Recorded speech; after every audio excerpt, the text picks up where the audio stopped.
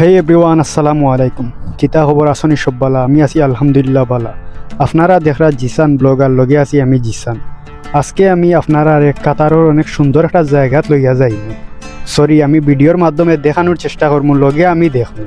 জায়গাটার লোকেশন হইল 21 high street Katara, যেটা কাতারা কালচারাল ভিলেজ নামে পরিচিত। বর্তমানে অনেক দেশি বিদেশি দর্শনার্থী সকল আইন এই সুন্দর জায়গাটার ভিউটা দেখা লাগি। তো আজকেও আমরা রওনা দিলাম কাতারা কালচারাল ভিলেজটা দেখা লাগি।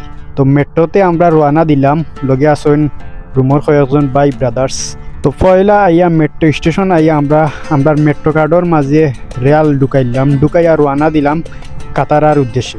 কাতারা মেট্রো স্টেশনের পাশেই অবস্থিত এই সুন্দর জায়গাটা কাতারা কালচারাল ভিলেজ। বর্তমানে কাতারের মাঝে ভাইরাল একটা জায়গা এই কাতারা কালচারাল ভিলেজ। এটা নতুন হয়েছে, এর কারণে অনেক দর্শনার্থী, অনেক আরবি অকল পর্যন্ত আইন এই সুন্দর জায়গার পরিবেশটা দেখা লাগি। এর মাঝে খোলা জায়গার মাঝে রয়েছে এসির বাতাস, মনোমুগ্ধকর সুন্দর একটা জায়গা। আশপাশে রয়েছে বিলাসবহুল শপিং মল এবং ভালো মানের উন্নত মানের রেস্টুরেন্ট। অনেক সুন্দর মনোমুগ্ধকর একটা জায়গা। দুই দিকে আছে অনেক সুন্দর সুন্দর ফুলের গাছ, তবে ওইগুলা অরিজিনাল নাই, কৃত্রিমভাবে তৈরি করা হয়েছে। দেখতে খুব বেশি সুন্দর লাগে এই গাছগুলা দেখতে। আর এই এরিয়ার ঢুকার সাথে সাথে দেখতে পারবা এসির বাতাস এই আপনার গার মাঝে লাগে। অনেক সুন্দর একটা জায়গা কাতারের মাঝে, খুব বেশি ভালো লাগছে আমার কাছে। তবে ফিলিপাইনি নেপালি ফুডিন তো টিকটক দেখি আমার কিডনির বেদনা উঠে গেছে। বেশিরভাগ দেখা যায় অনেকে টিকটক করা লইয়া ব্যস্ত থাকে। আর এই কাতারা কালচারাল ভিলেজ গিয়া টিকটক করা দেখি আপনি মনে করিও না যে টিকটক রাজ্য তাইয়া ঢুকছে। খুব বেশি ভালো লাগছে জায়গাটা আমার কাছে। আপনার হাতে যদি পর্যাপ্ত পরিমাণে সময় থাকে তাহলে আপনিও ঘুরিয়ে আইতে পারেন কাতারের কালচারাল ভিলেজ থাকি। আশা করি আপনার ভালো লাগবে।